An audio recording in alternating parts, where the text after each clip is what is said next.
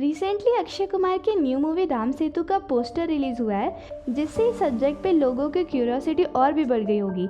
इसीलिए इस वीडियो में हम राम सेतु से रिलेटेड प्रूफ, हिस्ट्री और मिथ्स को एक्सप्लेन करने वाले हैं। राम सेतु के बारे में आपने पहले भी सुना होगा।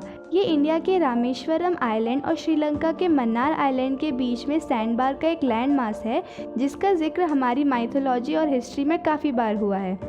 वाल्मीकि रामायण में जब श्री राम सीता माता को ढूंढते हुए लंका जा रहे थे, तब उन्होंने वानर सेना की मदद से राम सेतु का निर्माण किया था, जिसे पहले नल सेतु भी कहा जाता था, क्योंकि इसका निर्माण नल के नेतृत्व में हुआ था। बट राम भगवान की वजह से इसे बाद में राम सेतु ही कहा जाने लगा। पश्चिमी देशों में इसका जिक्र पहली बार 9th सेंचुरी में हुआ, जब पहली बार एक ब्रिटिश कार्टोग्राफर ने 1804 में इस ब्रिज को एडम्स ब्रिज के नाम से मैप में मेंशन किया। पुराने अब्राहमिकल मिथ्स के हिसाब से एडम धरती पे पहली बार एक पहाड़ पे आया, जिसे अब एडम्स पीक कहा जाता है, और इसके बाद उसने राम सेतु के रास्ते को यूज़ किया, जिसकी वजह से इसे बाहर के देशों में एडम्स ब्रिज के नाम से भी जाना जाता है। रामेश्वरम मंदिर के स्क्रिप्चर्स ये बताते हैं कि पुराने टाइम में ये ब्रिज पूरी तरह पानी के ऊपर था और इसके थ्रू पैदल रास्ते श्रीलंका तक जाया जा सकता था। लेकिन 1480 के आसपास एक काफ़ी बड़ा साइक्लोन इंडियन ओशन में आया, जिसकी वजह से इस ब्रिज को काफ़ी नुकसान हुआ और ज़्यादातर हिस्से टूट गए, जिससे ये रास्ता हमेशा के लिए बंद हो गया। डिफरेंट आर्कियोलॉजिकल स्टडीज़ और सैटेलाइट ऑब्जर्वेशन से ये कंक्लूड किया गया कि इस एरिया में जो रॉक्स हैं वो काफ़ी अलग है, जो पॉसिबली किसी और जगह से वहाँ आए हैं। ये या तो किसी ह्यूमन इंटरफेरेंस की वजह से या फिर किसी नेचुरल कैलेमिटी की वजह से हुआ होगा।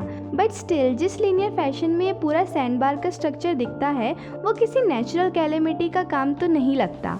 साइंटिफिक एनालिसिस से ये पता चला कि सैंडबार 4000 साल पुराना है, और जो रॉक्स उस सैंडबार के ऊपर रखी गई है वो लगभग 7000 साल पुरानी है। मतलब ये कि जब वो सैंडबार नया बना होगा तो उसके ऊपर किसी ऐसी जगह से रॉक्स ला के रखे गए होंगे जो कि 7000 साल पुराने होंगे। 2002 में राम सेतु ब्रिज की डिस्कशन तेज हो गई, जब नासा ने इस ब्रिज की हाई रिजोल्यूशन इमेज शेयर की, जिसमें देखने पर यह पता लगता है कि ये एरिया किसी भी नॉर्मल सैंडबार से काफ़ी डिफरेंट था, और यहाँ पे अलग टाइप के पत्थर हैं जो बीच बीच में से टूटे हुए लगते हैं। मतलब यहाँ पहले कोई रास्ता रहा होगा जो टूट गया और अब उसके सिर्फ रिमेन्स ही रह गए हैं। Recently archaeological survey of India ने गोवा की नेशनल इंस्टीट्यूट ऑफ ओशियनोग्राफी को राम सेतु में रिसर्च करने की परमिशन दे दी। इस रिसर्च में NIO पहले तो सोनार और एक्सरे जैसी टेक्निक्स की हेल्प से राम सेतु की आउटलाइन तैयार करेंगे और एक्सकेवेशन के लिए कुछ अच्छी साइट सेलेक्ट करके पुराने फॉसिल्स कलेक्ट करेंगे। कुछ पुराने टेक्स्ट के अकॉर्डिंग राम सेतु कंस्ट्रक्शन के लिए पहले वुड का बेस बनाया गया और फिर उसके ऊपर डिफरेंट साइजेस के पत्थरों की लेयर्स भी बनाई गई। लेकिन हो सकता है कि टाइम की वजह से ये सारी लेयर सैंड और कोरल से ढक गई होंगी। सो मॉडर्न एक्सकेवेशन टेक्निक का यूज़ करके उस टाइम के फॉसिल्स कलेक्ट किए जाएंगे और कार्बन डेटिंग की हेल्प से उन्हें रामायण के टाइम पीरियड से मैच किया जाएगा।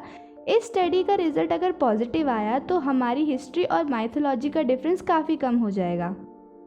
For more interesting videos like this, please watch this playlist, and if you want to see more of this content in future, please subscribe the channel and press the bell icon so that whenever we drop a new video, you'll get notified every single time.